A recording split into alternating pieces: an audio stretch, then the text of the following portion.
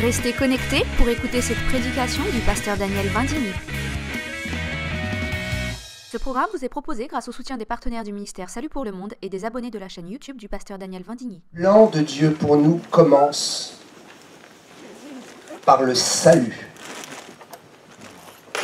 Tout ce que nous avons fait avant le salut n'est pas le plan de Dieu. C'est notre propre plan. Et dans son amour, Dieu a permis que nous fonctionnions avec nos propres idées et notre propre plan avant de recevoir le salut, avant de nous convertir. Cela veut dire que désormais, le véritable plan de Dieu peut s'accomplir pour nous.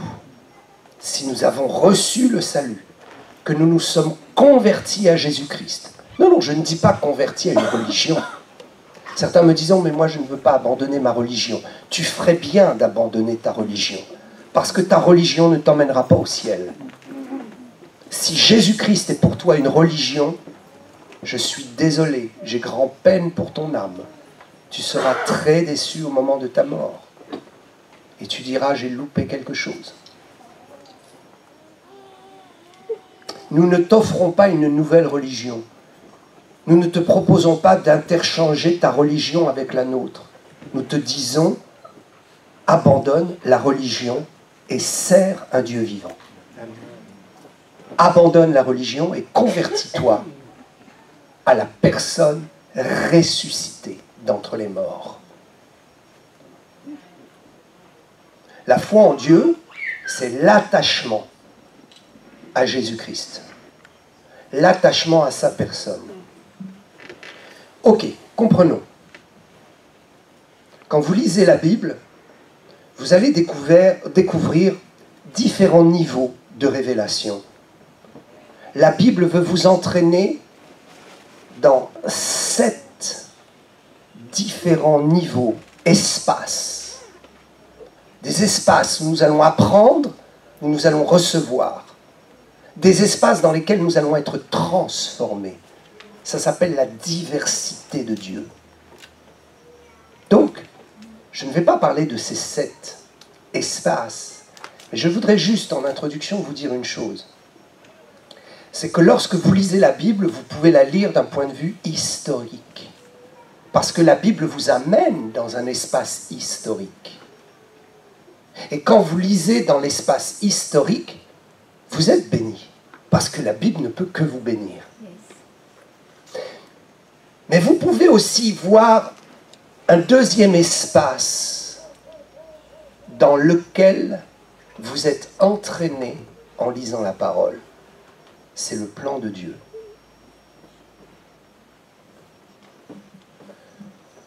Le plan de Dieu, vous allez le trouver dans la Bible. Vous allez donc trouver dans cette zone d'espace que l'on appelle la découverte du plan de Dieu, en lisant la Bible. Vous allez voir une histoire et vous allez, au-delà de l'histoire, dire « Ah, dans cette histoire, Dieu révèle quelque chose de son plan. » Ok. Dans cet espace, vous allez trouver des dimensions différentes. Dans cet espace, vous allez trouver le plan de Dieu pour Israël. Vous allez trouver le plan de Dieu pour l'Église de Jésus-Christ. Dans ce plan de Dieu pour Israël et pour l'Église de Jésus-Christ, vous allez découvrir le plan de Dieu pour 1000 ans sur cette terre et le plan de Dieu pour l'éternité. Dans cette zone où vous allez découvrir ce que Dieu veut, ce qu'il a prévu, son plan, ce qu'il y a de plus extraordinaire, vous allez découvrir le plan pour votre propre vie. Amen. C'est bien de connaître le plan de Dieu pour Israël. C'est bien de découvrir le plan de Dieu pour l'Église. De trouver même le plan de Dieu pour le millénium. Mais ce qui est beaucoup plus fort et excellent, ce qui nous intéresse nous. Et c'est normal que nous soyons intéressés pour notre vie. Dieu peut sauver le monde. Si je suis perdu, à quoi ça sert? Je suis donc intéressé pour ma propre vie, pour ma propre existence. Et je veux découvrir dans la Bible le plan de Dieu pour moi. Chacun de nos noms est inscrit dans la Bible. Cela fait partie du 7e niveau, le niveau le plus haut, que nous n'aurons le droit de percer qu'au millénium. Ne cherchez pas à le percer avant. Et même si Dieu a donné à Israël, qui est dans la loi, de pouvoir lever le voile et de faire quelques percées, il ne nous est pas donné à nous de le faire parce qu'en Christ, qui est la parole, nous avons toute la prophétie. Mais il y a un 7e niveau. Dans la Bible, il y a un code. Chaque lettre correspond à un chiffre. Chaque positionnement de mots correspond à une révélation cachée. Au travers le code, on peut voir les noms des êtres humains, on peut voir les dates, et on peut découvrir aussi le plan prophétique de Dieu. Je crois que l'Église de Jésus-Christ est suffisamment à maturité pour comprendre que même dans les astres, il y a des choses inscrites, mais Dieu dit ne lis pas dans les astres. Parce que dans les astres, il y a aussi l'activité satanique. Et nous pouvons comprendre qu'il y a un code caché dans la Bible, mais Dieu dit ne t'embête pas avec ça. Ça, c'est pour plus tard. Parce que si tu rentres là-dedans, tu vas devenir fou. Mais il faut le savoir. Durant le millénium, nous aurons toute la Bible décodée. Ce que je veux expliquer, c'est que le plan de Dieu pour ta propre vie est inscrit dans la Bible. Et je voudrais parler de ce plan de Dieu qui est similaire pour chacun. Je m'explique. Il y a ce qu'on appelle un tronc commun, un dénominateur commun du plan de Dieu pour notre vie. Il y a quelque chose du plan de Dieu pour ma vie qui est strictement identique au plan de Dieu pour ta propre vie. Et puis il y a les spécificités. Cela veut dire que peut-être je me pose une question pour prendre, j'ai un choix à faire dans ma vie, je vais ouvrir la parole, je vais lire, et d'un seul coup, un verset va révéler ce que Dieu veut pour moi, personnellement. Aujourd'hui, je vais vous parler de ce tronc commun, qui est déjà indiqué dans l'Ancien Testament par 2 versets. Est-ce qu'on peut prendre Ézéchiel 36, 27 et Joël 2, 28. Retenez bien ces 2 textes. L'enseignement que je vais délivrer, probablement en plusieurs étapes, est un enseignement que je médite depuis ma conversion. Ça fait 42 ans que je médite et que j'essaie d'avoir les réponses et les clés en ce qui concerne le Saint-Esprit et l'onction. Je bénis le Seigneur pour le grand homme de Dieu qu'est le pasteur Benny Hinn, qui a été et qui est et qui restera le grand pionnier, le grand prophète de la révélation en ce qui concerne la compréhension du Saint-Esprit et de l'onction. Et donc, c'est sur ces découvertes, ces révélations, c'est sur son manteau prophétique que je surfe. Et j'en suis fier. Mais pour moi, la chose devient de plus en plus claire et limpide. Je crois qu'avant d'aller au ciel, nous devons avoir des éclaircissements sur des choses qui sont essentielles dans notre vie chrétienne. Ne partez pas au ciel avec des zones d'ombre, de doute sur le salut, sur le Saint-Esprit, sur la foi. Soyez bien au clair. Et je voudrais vous faire partager, vous faire bénéficier de toutes mes méditations. Et j'ai beaucoup prié afin que l'explication et la compréhension de ce qui est le Saint-Esprit Et qu'est-ce que l'onction?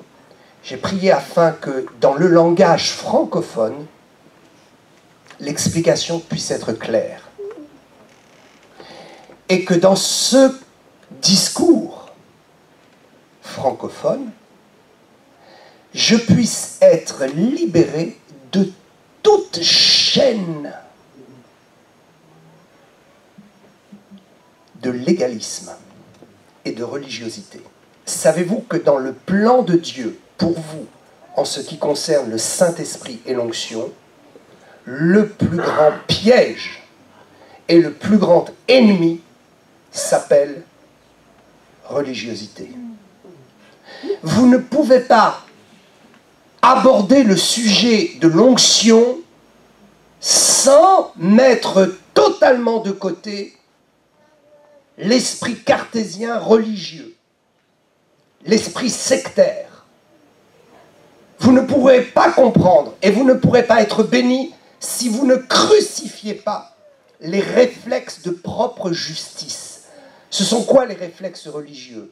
C'est lorsque nous ne faisons pas confiance à Dieu et nous repoussons toute manifestation de l'esprit. Les religieux ne veulent pas que le Saint-Esprit se manifeste. Ils veulent bien qu'il se manifeste, mais selon leurs critères à eux. Or, il y a des critères dans la parole de Dieu qui démontrent clairement les signes de la manifestation du Saint-Esprit. Ces signes qui dévoilent ce qu'est l'onction.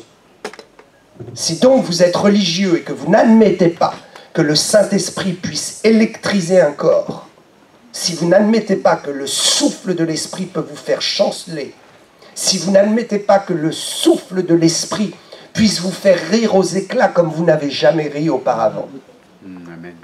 si vous n'admettez pas que le souffle du Saint-Esprit utilise des hommes et des femmes pour guérir des gens, si vous en êtes encore à dire « Dieu guérira, c'est lui qui veut, c'est lui qui est souverain. S'il veut guérir, il guérit, s'il ne veut pas, il ne veut pas. » C'est une absurdité religieuse, légaliste, parce que Dieu veut que tous nous soyons guéris.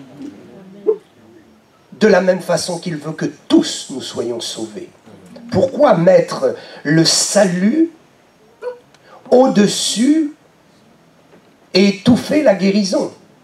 Si Dieu veut que tous soient sauvés et parviennent à la connaissance et à la vie éternelle, à plus forte raison, Dieu veut que tous soient guéris. Mais tous ne sont pas guéris. Il y a là un mystère. Mais nous ne pouvons pas dire que ce mystère est dû au fait que nous n'avons pas le devoir de déclencher la guérison dans la vie de quelqu'un. Donc, ce que nous allons lire sont les deux textes de l'Ancien Testament. Les deux textes les meilleurs que j'ai pu trouver, qui nous parlent du Saint-Esprit en nous et du Saint-Esprit sur nous. Si nous avons compris la différence, et il nous faudra beaucoup d'études, mais nous devrons comprendre l'élément fondateur, la base, le fondement de ce que veut dire le Saint-Esprit en nous et le Saint-Esprit sur nous. Ézéchiel 36, 27. Je mettrai mon esprit en vous. Voilà le plan de Dieu pour ta vie. Quand tu es sauvé, voilà par où ça commence. Voilà par où ça doit commencer. Quand tu es sauvé, Dieu te donne son Saint-Esprit.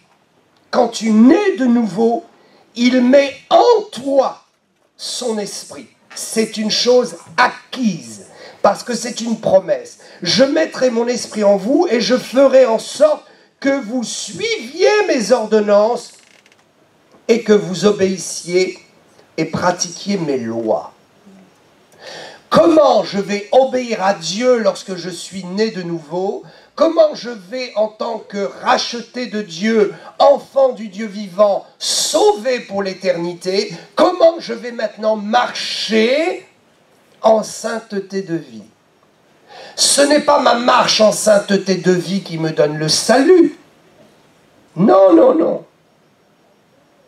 Le salut m'est donné par le sang de Jésus et la reconnaissance de mon péché. Le problème n'est pas la faute, le problème est est-ce que tu vas reconnaître ta faute?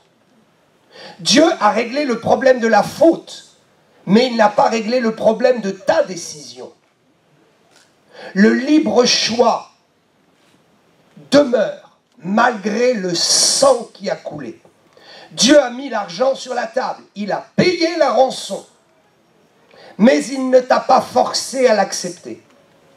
Le libre choix n'a pas été détruit, anéanti, exclu de la vie de l'homme au moment du sacrifice de Jésus. La croix n'a pas anéanti ton pouvoir de te reconnaître pécheur. Tu peux le faire ou ne pas le faire. Le problème n'est pas ta faute, le problème est est-ce que tu vas reconnaître ta faute? Si tu vas en enfer, ce n'est pas parce que tu as fauté, parce que Dieu avait lavé ta faute. Si tu vas en enfer, c'est parce que tu ne veux pas reconnaître que tu es pécheur. Et tu ne veux donc pas reconnaître la solution que Dieu te donne. Le problème n'est pas la faute, le problème est de reconnaître la faute et dans cette reconnaissance, d'accepter que seul le sang de Jésus règle le problème. Donc, nous avons ici une clé. Je suis sauvé, né de nouveau, j'ai reçu le Saint-Esprit en moi, dans mon cœur, au plus profond de mon âme. Et mon esprit a été régénéré, et l'Esprit de Dieu est dans mon esprit. Maintenant, donc, il va falloir que je me comporte comme un vrai chrétien parce que j'en ai l'envie et le désir, parce que le Saint-Esprit en moi me donne le désir de vivre une vie nouvelle. Nous avons besoin du Saint-Esprit, nous avons besoin de laisser le Saint-Esprit nous attirer vers une vie nouvelle. Quand tu découvres l'Évangile, tu es attiré, invité vers une vie nouvelle, une vie différente. Si tu résistes à cette impulsion, tu résistes à l'Esprit de Dieu. Et cela est un gros problème. Donc, il faut laisser le Saint-Esprit en nous, nous conduire vers un chemin de nouveauté. Il faut accepter que l'Esprit nous écœure, nous dégoûte de certaines choses et nous fasse aimer certaines autres. Certains aiment venir à l'église, mais ils résistent à ce désir, ils le refoulent. Ils refoulent le Saint-Esprit et ils se privent d'une marche glorieuse. Aucun chrétien ne peut vivre une vie heureuse sans le Saint-Esprit. Impossible. Quand je dis le Saint-Esprit, je dis il faut laisser le Saint-Esprit agir. La Bible dit, je mettrai mon esprit en vous et je ferai en sorte. Ça veut dire que ce n'est pas naturel. Les religieux veulent eux-mêmes construire leur marche de sanctification. Mais nous n'en avons pas la force. Nous n'en avons pas les moyens. Seul le Saint-Esprit nous donne les moyens et la force de marcher en nouveauté de vie et de marcher dans la sanctification. Je mettrai en vous cet esprit de sorte à ce que vous obéissiez. Mes amis, ce n'est pas la religion qui nous permet d'obéir à Dieu. Ce ne sont pas les beaux sermons qui nous permettent d'obéir à Dieu. Ce n'est pas parce que nous recevons une imposition des mains que nous avons la capacité d'obéir à Dieu. L'onction ne communique pas des choses qui court-circuitent ton libre choix. L'onction ne peut pas court-circuiter ton libre choix. Je ne peux pas mettre la main sur toi et dire maintenant, reçois la vie de Dieu, sois sauvé. Non, non, il faut que toi, tu désires la recevoir. Je ne peux pas mettre la main sur toi et dire à partir de maintenant, ta communion avec Dieu est définitive. Elle est comme la mienne, je te transfère ma communion avec Dieu. Impossible. L'onction peut ouvrir un champ, peut booster ta foi, peut te donner une grâce de sentir particulièrement la présence de Dieu et d'avoir envie d'entrer dans cette présence. Mais je ne peux pas te communiquer mon niveau de communion avec Dieu. C'est à l'intérieur de moi, c'est le Saint-Esprit en moi. Je ne peux pas communiquer ma vie personnelle avec Dieu par l'onction de l'Esprit qui est en moi. Mais l'Esprit sur moi peut communiquer la puissance de Dieu sur toi.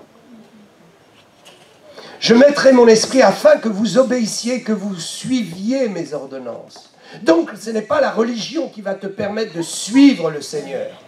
Ce n'est pas les beaux sermons. C'est ta décision. Regardez, dans des moments d'onction, et j'expliquerai la différence entre l'onction en nous et sur nous. Ce que vous avez vu tout à l'heure, c'est l'onction sur moi. Le manteau. C'est l'onction sur vous. Mais cette onction sur vous ne bâtira pas votre relation avec Dieu. C'est à vous de la bâtir. Il y a des gens qui viennent à l'église et qui ne vivent que de l'onction, de la manifestation, de la présence. Ils se délectent de cet environnement, de ce souffle qui passe. Et quand ils rentrent chez eux, ils n'entretiennent pas le Saint-Esprit en eux. Ils n'entretiennent pas la communion avec Dieu personnellement. Donc cette onction sur eux va se dissoudre, va disparaître. Ceci est très important. C'est la première chose du plan de Dieu pour ta vie. Il a mis son esprit en toi afin que tu lui obéisses. Donc ça veut dire que tu vas lui obéir en laissant le Saint-Esprit te parler et te conduire. Amen. Et tu dis, mais le Saint-Esprit, je ne le vois pas. Tu peux très bien le sentir en toi. Tu peux sentir ses effets. Tu peux sentir lorsqu'il dit à ta conscience, ne fais pas cela. Ne fais pas cela. Tu peux très bien ne pas le faire par la force qu'il te donne. Parce que si l'Esprit te dit ne fais pas cela, ça veut dire que si dans ton libre choix tu dis ok j'obéis, le Saint-Esprit va prendre le relais et te donner la force. Le Saint-Esprit en nous, c'est la force de Dieu pour devenir de vrais chrétiens. Non pas parce que je me force à obéir à Dieu, mais parce que naturellement, la force du Saint-Esprit en moi a vaincu mes passions. Ma communion avec Dieu. Le Saint-Esprit en toi, c'est la communion avec Dieu. Ensuite, vous avez ce deuxième verset dans Joël 2, 28. Ézéchiel 36, 27 n'est absolument pas la même chose que Joël 2, 28. Ézéchiel, c'est le Saint-Esprit en moi. Joël, c'est le Saint-Esprit sur moi. Et le Saint-Esprit sur moi opère dans deux dimensions que nous allons voir. Le baptême dans le Saint-Esprit et le manteau pour le service du ministère. Joël, après cela. Donc on peut prendre ce texte en essayant de comprendre le contexte. Pourquoi après cela? Mais ce que nous devons retenir, c'est après Ézéchiel 36, 27. Après quoi? Après Ézéchiel 36, 27. Après cela, je répandrai mon esprit sur toute chair. Je voudrais juste ici signaler que le mot chair, en hébreu, signifie de la chair à vif. Quand nous disons chair, nous voyons le corps, mais il n'est pas écrit corps. Il est écrit chair. C'est-à-dire que ce n'est pas simplement déversé sur l'extérieur de l'enveloppe charnelle, mais ça imprègne les muscles, les nerfs et la chair. Je voudrais que nous comprenions bien cela. Le Saint-Esprit survenant sur nous inonde et affecte le corps extérieur, mais pénètre jusque dans la chair, les muscles. Ce qui fait qu'il y a une manifestation spirituelle et électrique. Une manifestation de chaleur. Une manifestation de contrôle des muscles. Quand le Saint-Esprit vient sur toi. Ce n'est pas le Saint-Esprit en toi qui le fait. Et nous allons comprendre ces choses. Mais c'est le Saint-Esprit sur toi. Le mot chair ici est un mot aussi utilisé pour compléter compléter le mot qui parle de circoncision. Cela veut dire que le baptême dans le Saint-Esprit n'est pas pour les païens. La manifestation de l'Esprit et les dons peuvent être utilisés par les païens, et je m'en expliquerai. Mais le baptême dans le Saint-Esprit est pour les chrétiens, pour ceux qui sont nés de nouveau. C'est un état permanent avec une onction qui n'est pas permanente. J'ai un état permanent. À un moment donné, Dieu a ouvert une porte du ciel dans un espace de puissance qu'il ne refermera pas. Avant, je ne pouvais pas accéder. Mais maintenant, je suis baptisé du Saint-Esprit, cette porte est ouverte. Je peux donc rentrer dans cet espace et en sortir. Il peut arriver même que de cet espace coule sur moi une puissance et revienne dans cet espace. Mais tant que je ne suis pas affecté du baptême dans le Saint-Esprit, je ne peux pas manifester la puissance de Dieu. Donc après cela, je répandrai mon esprit sur toute chair. Je dis que le mot chair ici fait penser à de la chair meurtrie. Cela veut dire que c'est la circoncision du cœur. C'est donc pour celui qui est chrétien. Je répandrai sur toute chair. Vos fils et vos filles prophétiseront, vos vieillards auront des songes et vos jeunes gens des visions. C'est la puissance de Dieu qui est déclarée ici. Je voudrais dire à tous les religieux que ce texte est complexe. Parce qu'il parle en même temps de l'enfant de Dieu qui est baptisé dans le Saint-Esprit et de cette possibilité de la puissance qui est déversée même sur quelqu'un qui n'est pas chrétien. Mais c'est très ponctuel. Et ça se fait toujours par le biais de quelqu'un qui est loin. Restons tranquilles et concentrés. Les choses de l'esprit ne sont pas toujours très faciles à comprendre au début. Mais après, lorsque nous avons compris les mécanismes, alors nous commençons à voir le tableau se dessiner. Et ça devient clair pour nous. Ce que je veux dire ici dans ce texte, c'est que les religieux veulent toujours définir ce qu'est le fruit de l'onction, autrement dit, quelles sont les manifestations de l'onction acceptables, bibliques, et celles qui ne sont pas acceptables. Je vais vous dire, la manifestation de l'onction de la puissance de Dieu. L'onction n'est pas le Saint-Esprit. L'onction, c'est la puissance que donne le Saint-Esprit. Le Saint-Esprit, ce n'est pas la puissance. Le Saint-Esprit, c'est l'Esprit de Dieu qui donne la puissance. Le Saint-Esprit donne la puissance parce qu'il est une personne. Il n'est pas une puissance de Dieu. Cela veut dire que les religieux veulent que l'on énumère une liste de la manifestation acceptable de l'Esprit, de l'onction. Mais quand vous lisez ce texte et que vous allez dans Actes et que vous voyez que les gens à la Pentecôte, dans la chambre haute, les 120 sont descendus comme ivres morts. Parce que ceux qui n'ont pas de discernement ne savent pas si c'est l'esprit ou la chair. Ils verront quelqu'un rempli du Saint-Esprit, ils diront « il est fou, c'est la chair ». C'est de la manipulation parce qu'ils n'ont pas les cieux pour voir. Alors ils disaient « oh, mais regardez, ces 120 qui descendent là, ils sont remplis de quoi? Ils sont comme ivres de vin ». Et que dit la parole? La Bible insiste sur le fait qu'ils parlaient en langue. Or, quand il est dit « voici ce que le prophète a désigné », le jour de la Pentecôte, ils sont descendus. Le signe le plus évident, le plus flagrant, la manifestation de l'onction la plus flagrante était le parler en langue. Ils parlaient les langues des anges et ils parlaient les langues des hommes qu'ils ne connaissaient pas. Bref, ce que je veux expliquer, c'est que les religieux vont perdre la raison. Il est dit dans Actes, quand les gens ont vu la manifestation, ne craignez point, voici ce que le prophète Joël avait prophétisé. Mais quand vous regardez la prophétie, il n'est absolument pas question du parler en langue. Il faut donc comprendre que la manifestation de l'onction, n'est pas toujours quelque chose qui est bien écrit clairement dans la parole, mais qu'il faut comprendre entre les lignes et qu'il faut voir avec spiritualité. Il faut comprendre que Dieu peut parler à travers des langues aussi. Il peut même parler à travers un animal, il peut même parler à travers un nourrisson dans les bras de sa maman.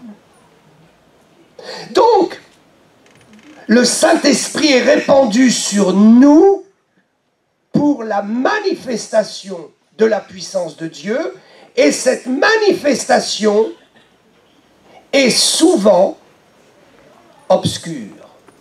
Nous ne comprenons pas. Pourquoi est-ce que Jésus a craché, a fait de la boue, a mis dans les yeux? Maintenant nous comprenons. Parce que certainement l'homme n'avait plus d'œil dans son orbite. Et comme Jésus est Dieu, il est la création, il a pris la boue, il a pris l'élément de la poussière pour recréer de la matière. Mais celui qui n'a pas la révélation et celui qui voyait faire Jésus, il pouvait dire il est complètement fou. Donc, je ne dis pas que tout ne peut pas être prouvé par la Bible, mais je dis qu'il faut avoir un esprit ouvert pour comprendre. Et si vous ne comprenez pas, abstenez-vous de juger ou de critiquer. Si vous ne comprenez pas, c'est que vous n'avez pas été élevé à un niveau supérieur d'intelligence ou de révélation. Ce que je ne comprends pas n'est pas forcément diabolique, mais sont peut-être des perles qu'il ne m'a pas été donné de voir. Alors soyons un peu plus humbles et arrêtons de critiquer, de juger et de condamner. Cette mentalité de tout vouloir analyser, contrôler et juger est une mentalité qui tue l'onction sur nous. Donc nous avons ici ces deux textes dans l'Ancien Testament qui nous montrent clairement que Dieu voulait et il veut pour ta vie, c'est son plan de démarrage pour toi. Il veut que tu reçoives le Saint-Esprit par la nouvelle naissance, afin que tu sois conduit à lui obéir, non pas comme un religieux, mais comme un homme, une femme de l'Esprit, et afin que tu sois entraîné dans cette merveilleuse expérience, le Saint-Esprit sur toi. Alléluia.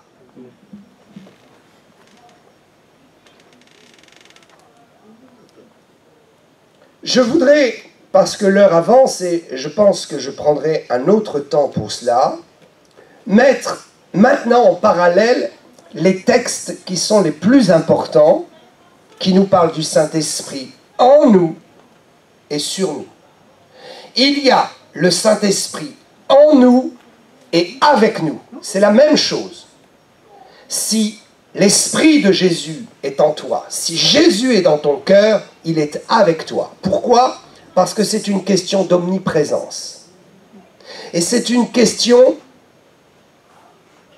de non-limitation de la présence de Dieu. La présence de Dieu est en toi, mais elle ne cesse pas non plus d'être avec toi. Et ça a été un problème pour moi pendant des années. J'ai toujours voulu dissocier le Saint-Esprit avec moi, en moi et sur moi. Mais en fait, j'ai compris, et je vais l'expliquer, que le Saint-Esprit est en moi et qu'il demeure avec moi. Et qu'ensuite, il est sur moi. Et que sur moi, il y a deux dimensions. La dimension du baptême dans le Saint-Esprit et la dimension du manteau du service. Le baptême dans le Saint-Esprit, c'est pour le service. C'est pour le service global. Mais le manteau est particulier à ton appel. C'est pourquoi il y a des onctions sur des hommes de Dieu qui sont inimitables. Inimitables. Pourquoi? Parce que Dieu prend un manteau dans le vestiaire glorieux de son service et il le donne particulièrement sur les épaules de quelqu'un. La particularité de l'onction sur moi ne sera jamais la même particularité qu'aucun autre homme de Dieu. Mais il y a la nécessité d'une vue de l'Esprit, parce que le Saint-Esprit sur moi en tant que baptême dans le Saint-Esprit manifeste la puissance de Dieu. Et le manteau qui est sur moi, qui correspond à mon appel spécifique, manifeste aussi la puissance de Dieu. Mais il y aura des différences qui seront visibles. Regardez le pasteur Bénin. C'est absolument particulier, inimitable. Quand l'Esprit de Dieu le saisit et que le manteau descend sur lui, vous avez une caractéristique de la présence de Dieu que nous ne retrouvons nulle part. Par la grâce de Dieu, juste très peu de ses enfants spirituels arrivent à s'approcher de ce que l'on ressent dans ces réunions. Mais c'est très particulier. Et personne n'aura jamais le même manteau. Mais quelqu'un pourra recevoir son propre manteau et pourra activer le manteau sur lui par rapport à ce que l'onction que l'homme de Dieu déverse dans notre vie déclenche comme désir de le servir et d'avoir sa puissance. Alléluia. Ok, donc je vais vous donner les 3 textes. Le premier qui est très important, c'est 1 Jean 2, 27. Pour vous, l'onction que vous avez reçue de lui demeure en vous. Les religieux disent, mais vous nous parlez d'onction, mais l'onction et la puissance, on l'a tous reçue. Vrai, c'est vrai, mais il y a besoin de recevoir quelque chose d'autre. Sinon, Jésus n'aurait pas dit, allez attendre à Jérusalem la promesse, le Saint-Esprit survenant sur vous. Donc, nous ne rejetons pas le fait que tout chrétien est oint, que tout chrétien né de nouveau a l'onction en lui. Le problème, c'est de comprendre qu'il y a une autre dimension de l'action de l'Esprit et de la manifestation de la puissance qui est le baptême dans le Saint-Esprit. L'onction en moi, c'est pour moi. L'onction sur moi, c'est pour les autres. Donc, vous avez reçu de lui cette onction qui demeure en vous. Et vous n'avez pas besoin qu'on vous enseigne, mais comme son onction vous enseigne toute chose et qu'elle est véritable, et qu'elle n'est point un mensonge, demeurez en lui selon les enseignements qu'elle vous a donnés. Demeurez en lui. Je vais vous dire, on n'apprend pas à être en communion avec Dieu, on expérimente et on vit la communion avec Dieu. On reçoit des instructions qui vont nous donner des clés, mais ces instructions ne pourront pas faire le travail. C'est à vous de cultiver la relation avec Dieu.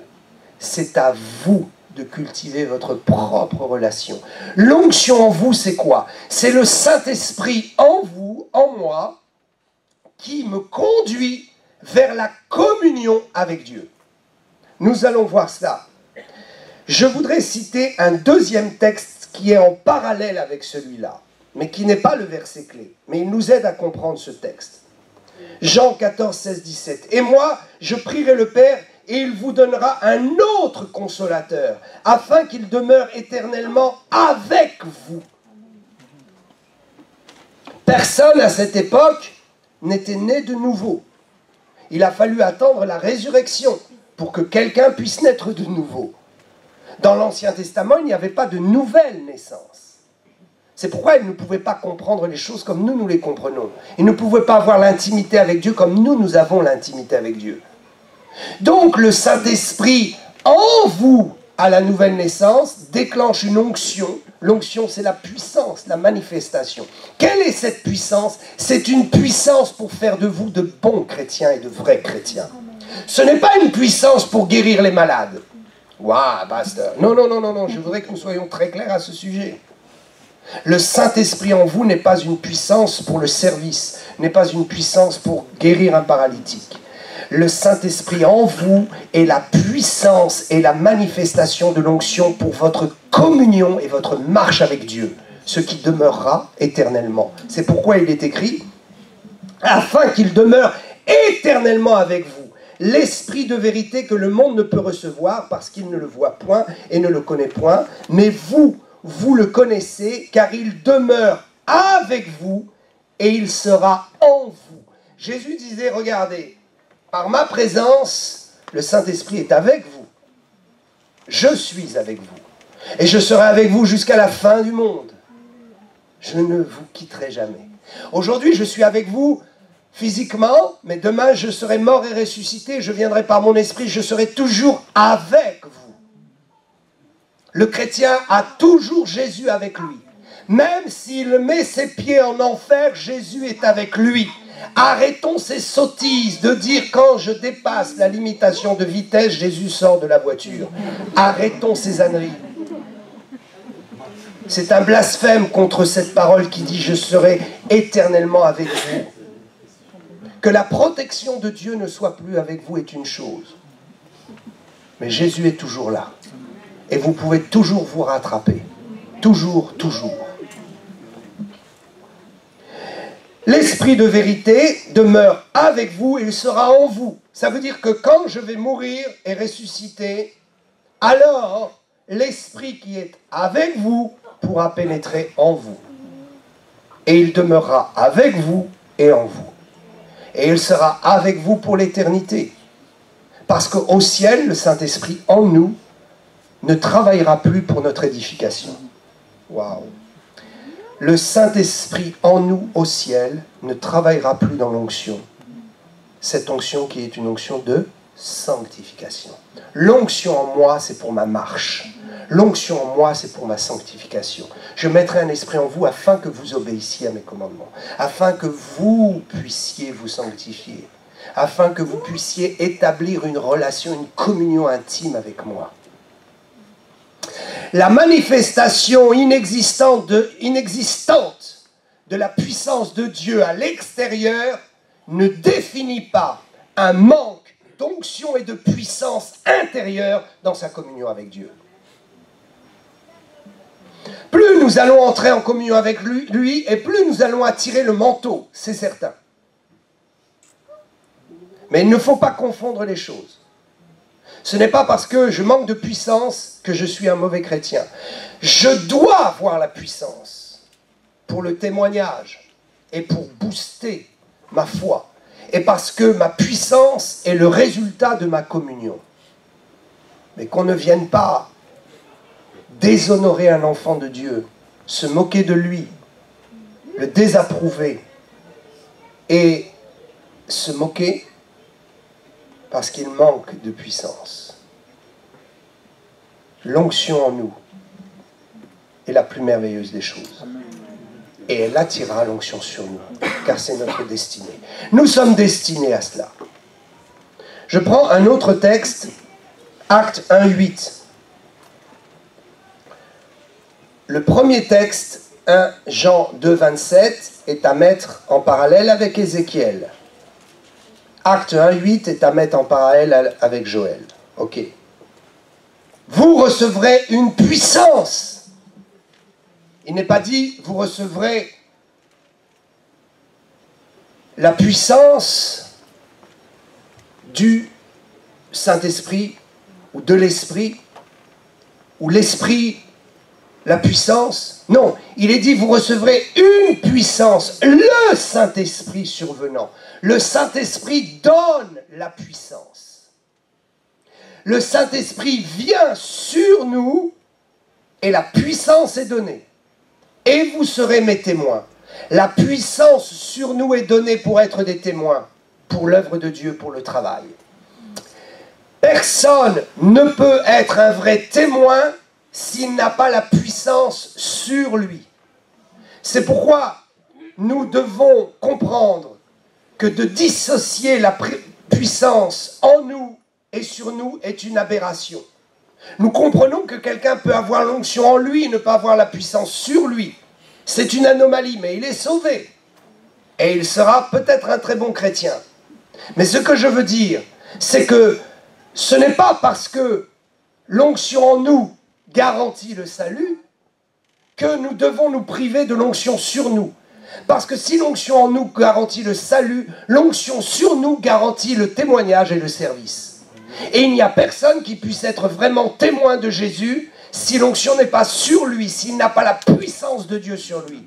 C'est ainsi que quelqu'un qui n'a pas connu le baptême dans le Saint-Esprit pourra toujours témoigner « Jésus est dans mon cœur », cela fera un flop.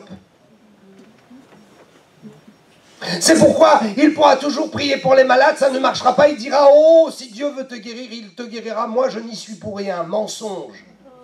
Tu y es pour quelque chose parce que Jésus a prévu la puissance sur toi pour guérir les malades. Donc le problème, il faut le reconnaître. Nous avons besoin de nous réveiller et de chercher la puissance sur nous. Parce qu'elle est nécessaire pour être des témoins à Jérusalem, dans toute la Judée, dans la Samarie, jusqu'aux extrémités de la terre. Cette puissance est absolument nécessaire. Matthieu 3, 11, que je voudrais mettre en parallèle. Moi, je vous baptise d'eau pour vous amener à la repentance. Mais celui qui vient après moi est plus puissant que moi, et je ne suis pas digne de porter ses souliers ou de délier, de porter ses souliers ici, pardon. Lui, il vous baptisera du Saint-Esprit et de feu. Il vous baptisera de quoi? Du Saint-Esprit et de feu. C'est la même expérience. Le Saint-Esprit en toi est un feu différent du Saint-Esprit sur toi. Le Saint-Esprit en toi, c'est l'agneau de Dieu. C'est le feu caché. C'est le feu qui brûle ta vieille nature. Le Saint-Esprit sur toi, c'est le lion de Juda. C'est le feu qui détruit les œuvres de Satan, les chaînes et la puissance de l'ennemi.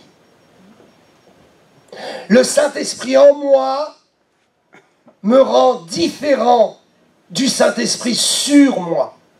Le Saint-Esprit sur moi, parfois me fait peur. Et les gens me voient différemment.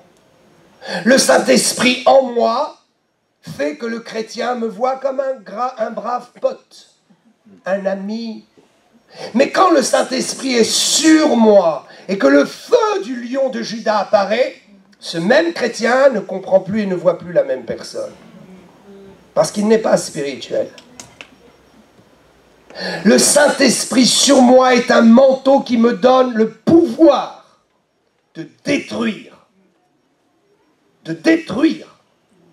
tout ce qui n'est pas de Dieu, toute religiosité qui s'oppose à Dieu.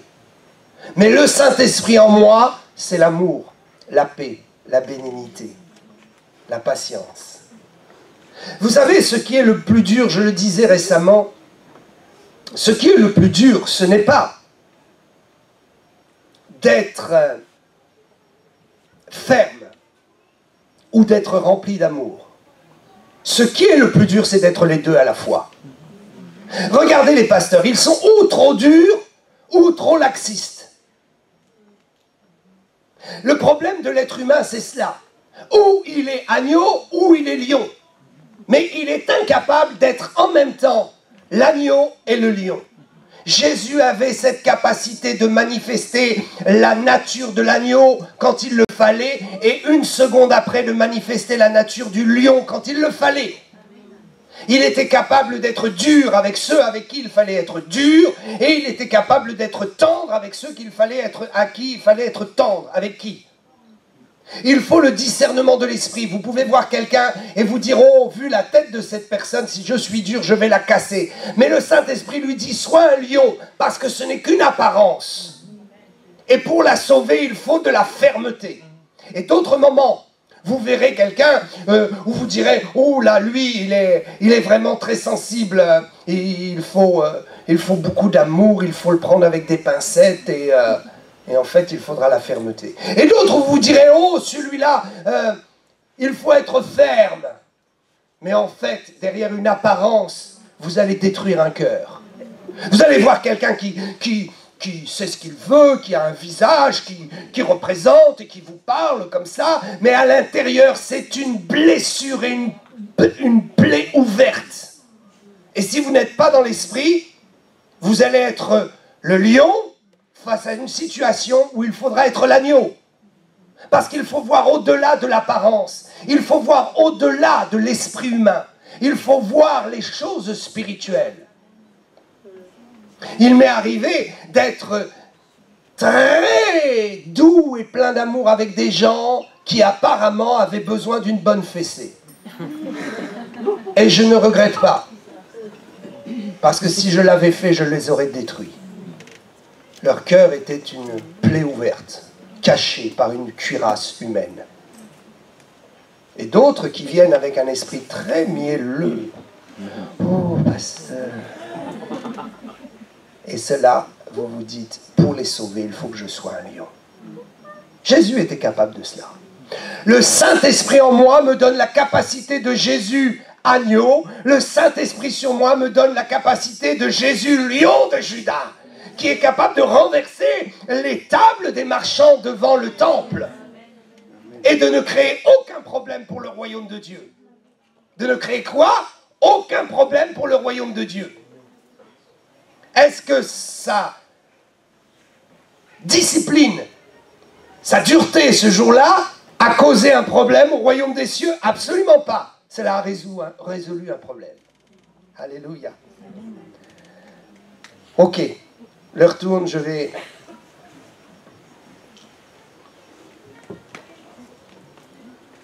passer au troisième texte, Luc 4, 18, 19. Les deux textes les plus importants sont effectivement 1 Jean 2, 27 et Actes 1, 8, qui définissent l'esprit en moi, l'esprit sur moi. Mais il y a aussi l'esprit sur moi d'une façon très miraculeuse et très spécifique, et je prendrai du temps pour expliquer ça une autre fois, parce que c'est assez complexe et il faut bien trouver les mots et les explications pour intégrer ce que ça veut dire. Luc 4, 18, 19. L'Esprit du Seigneur est sur moi parce qu'il m'a oint.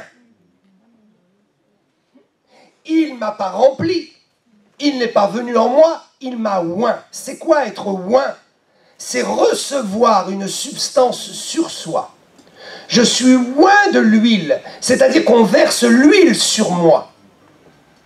Être oint, c'est recevoir la puissance, le mandat de Dieu. Être oint, c'est être appelé. Je suis oint parce que Dieu m'a appelé à une mission. Il m'a commissionné. Et je suis oint parce que j'ai reçu un déversement de sa puissance, de son autorité sur moi. Je suis oint. Jésus dit, l'Esprit du Seigneur est sur moi parce qu'il m'a oint. Nous pouvons tous dire cela, mais il faut savoir pourquoi nous avons été oints. C'est très sérieux ce que je vais dire. Vous pouvez être oint pour faire le ménage dans l'église. Vous pouvez être oint pour garder des enfants. Vous pouvez être oint pour prêcher. Vous pouvez être oint pour chanter. Pourquoi est-ce que le Seigneur t'a oint? De quoi est-ce qu'il t'a oint? Toi, tu veux faire comme moi? Tu veux prêcher et enseigner la parole? Mais il ne t'a peut-être pas oint pour ça. Mais toi, tu veux absolument entrer dans ce domaine. Tu n'auras jamais le manteau que j'ai. Le manteau de l'enseignement et de la révélation est spécifique. Il est pour ceux qui ont été appelés à ça et qui sont loin pour cela. Et même si tu jeûnes et tu pries jusqu'à en mourir, si Dieu ne veut pas te donner ce manteau, il ne te le donnera pas. C'est pourquoi il est dit que peu se mettent à enseigner. Tout le monde veut enseigner, tout le monde veut maintenant, « Ah, mais moi je suis enseignant. » Mais tu sais ce que ça veut dire être enseignant de la parole? C'est pas juste expliquer les rudiments de la parole. Être enseignant, cela veut dire aller plus en profondeur. Certains se disent avoir le ministère d'enseignant, le confondant avec le ministère d'Éphésiens 4, 11, qui est le ministère de docteur de la parole. Il y a le ministère d'enseignant qui est en dehors des 5 ministères. Et le ministère d'enseignant qui est dans les 5 ministères, c'est le doctorat de la parole. Et certains disent, oh, mais je suis allé à l'université, j'ai fait des cours par correspondance avec les Américains pendant 7 ans, et j'ai un beau diplôme docteur. Mais ton doctorat, ce n'est pas dû aux études, c'est dû au fait qu'il t'a oint. Alléluia. L'Esprit du Seigneur est sur moi parce qu'il m'a oint pour annoncer une bonne nouvelle aux pauvres. Il m'a envoyé pour guérir. Il m'a envoyé. Le Saint-Esprit en moi, c'est pour ma marche. Le Saint-Esprit sur moi, c'est pour le service, le témoignage de tout chrétien. Et le manteau sur moi correspond à mon appel. Il t'a commissionné. Il t'a donné un ordre. Il t'a dit qu'il fallait faire quelque chose. Donc, il te faut le Saint-Esprit pour aller réaliser cette commission. Le Saint-Esprit sera sur vous pour que vous soyez témoins. N'allez pas ailleurs et ne quittez pas Jérusalem surtout. Combien de chrétiens se lèvent, veulent servir Dieu avant d'avoir été oints? Être oint, cela veut dire être établi par Dieu. Il y a des gens qui veulent aller au bout du monde, ils n'ont même pas fait un miracle chez eux.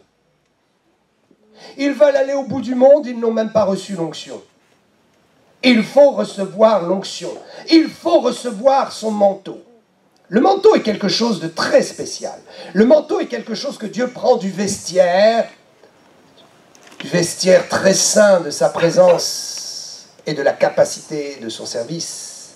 Un manteau plein de puissance. Il le met sur toi. Il le retire et quand il retourne au vestiaire, il se peut que ce manteau soit étoffé, soit plus lourd.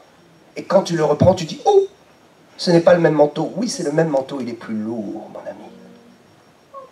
Il t'a oint. Cela veut dire que le manteau qui est sur toi va se modifier en fonction de ta communion intérieure et de ce que Dieu peut te confier comme responsabilité. Il sera plus lourd, plus chaud. Il sera fait exactement à la mesure de ta consécration. Il m'a oint pour annoncer. Est-ce qu'on peut mettre Luc 4, 14? Voilà, c'est ici. Parce qu'il m'a oint pour annoncer une bonne nouvelle aux pauvres, il m'a envoyé pour guérir ceux qui ont le cœur brisé. Il y a le Saint-Esprit en toi pour ta communion, le Saint-Esprit sur toi, ça nous avons tous. Mais le manteau, c'est le tien. Mais vous avez chacun un manteau. Dieu veut vous oindre. Et c'est là la complexité. C'est de dire quelle est la différence entre le baptême dans le Saint-Esprit et la commission personnelle pour le service. Cette commission personnelle, nous la recevons d'une façon étrange par notre dévotion, notre obéissance et notre capacité à marcher dans la direction de l'espace qui est notre service. Je répète, marcher dans la direction et dans l'espace qui est notre service. Si Dieu a dit que tu étais un évangéliste, alors il faut regarder les évangélistes. Il faut t'imprégner de leur onction. Si Dieu dit que tu es un prophète, imprègne-toi de l'onction des prophètes. Si Dieu dit que tu es un pasteur, imprègne-toi de l'onction des pasteurs. Si Dieu dit que tu es un enseignant au sens de Éphésiens 4, 11, du ministère, imprègne-toi des docteurs de la loi. Discerne ceux qui sont remplis de ce ministère et abreuve-toi. Alléluia. Oh, que Dieu soit loué. Je vais terminer ici. Le Saint-Esprit avec nous et en nous, c'est l'onction du salut.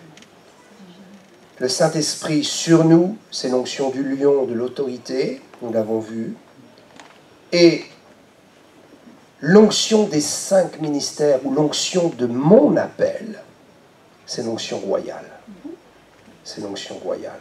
Donc il y a bien une onction du sacrificateur, du prophète et du roi.